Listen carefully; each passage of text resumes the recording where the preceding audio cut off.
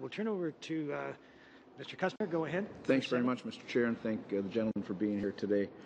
I have only 7 minutes, and I'm going to try to, as best I can, to get all my questions in. So, and you guys have been pretty direct, and I appreciate that. If you could continue that, and if I cut you off, it's not bad manners. It's just I'd like to get the questions in. First, some of the questions that we've received from, my questions are going to focus on those that have been impacted, on those that held loans. Can you guarantee that it's only those between 2000 and 2006 that have been impacted? Can you guarantee? Are you confident with that? Mr. Chair, we've examined the data carefully.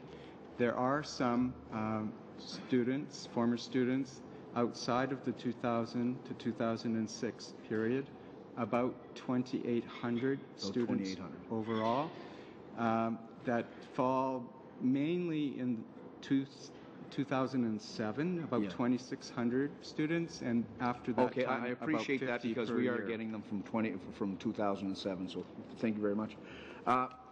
Parental information. Is there information on the parents and/or spouses out there as well as the students? No, there's no information on the parental side. You're comfortable that there's no parental information out there, or information on spouses. Great. Okay. And do you have a number now? How many Canadians have reported? How many have reported concern about loss of identity or loss of information? Do you want to take that out? I don't follow the question. Well, we've answered 200,000 calls overall, and of that amount in total, about 65% are affected clients. Prior to the letters going out, the notification letters, it was running about 50-50 in terms of affected students versus non-affected students. Okay. And since that time, obviously, the contact has been, since the letters were received, the contacts have been more and if I could just offer some advice, some of the calls that we've gotten from students say that the Equifax people aren't really confident with the information that they're sharing. So just as a tip to you guys, if you could make sure that these agents for Equifax are continually briefed or given the best information they can. A corporate example, Sony International, a similar breach happened with them back a number of years ago. And so under categories of alert, monitor, and ensure, they made sure that all of the millions that were impacted, Sony picked up the tab for a fraud alert, for credit monitoring, and an insurance, a $1 million coverage for each person. Had their identity been stolen, they would insure each person for that amount. So let's say that that's over on this side of the continuum. The department's response would be anywhere from doing nothing to the Sony model. Where do you feel your response has been within that continuum? We feel that the response is appropriate, that it is a strong response. It's a twofold response with the contract with Equifax, the specialized customized contract that we have will flag any attempt to increase credit or change credit information, and as well coupled with the monitoring of the social insurance registry. I have a concern when we look at the Consumer Financial Agency of Canada and their website, when we look at the Federal Privacy Commissioner on the Federal Privacy Commissioner's website, they say in case, and this is right off the website, if an organization has collected your personal information, if they notify you of a data breach, that there's a risk that you will be used by identity thieves, then protect yourselves. They say contact the fraud departments of the 2 major credit bureaus. Request a fraud alert be placed on your files and order copies of your credit report, and repeat this step each 6 months. so you have used Equifax. Why not TransUnion as well?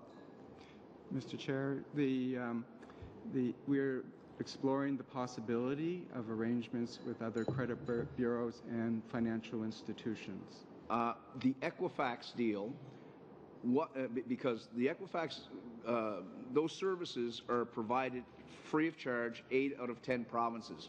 Are you? Well, okay. Well, I understand they are free. Are you giving a special service beyond what is normally free of charge in 8 out of 10 provinces? Could you expand on what it is you're providing over and above that? Happy to, because there's been a lot of confusion on this issue. There's been some people have been confusing what is a lost wallet service with the credit alert package, the customized credit alert package that has been prepared by Equifax for the department. There are some important differences. For one thing, the lost wallet service is not available across the country, but more importantly, it provides a lesser standard of service. For instance, the lost wallet service is only available for 3 months. The service that we've purchased from Equifax is the industry standard of 6 years. And the second thing is that the lost wallet service doesn't provide preventive or fraud mitigation for clients the way the credit alert system does. What the credit alert system does is it notifies a credit grantor that the person's ID has potentially been involved. If I could, and I apologize. Okay.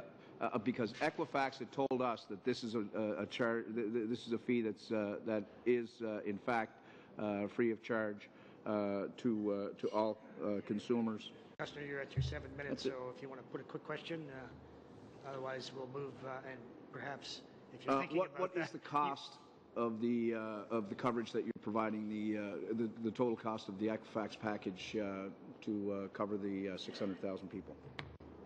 The contract with Equifax, its value is commercially confidential.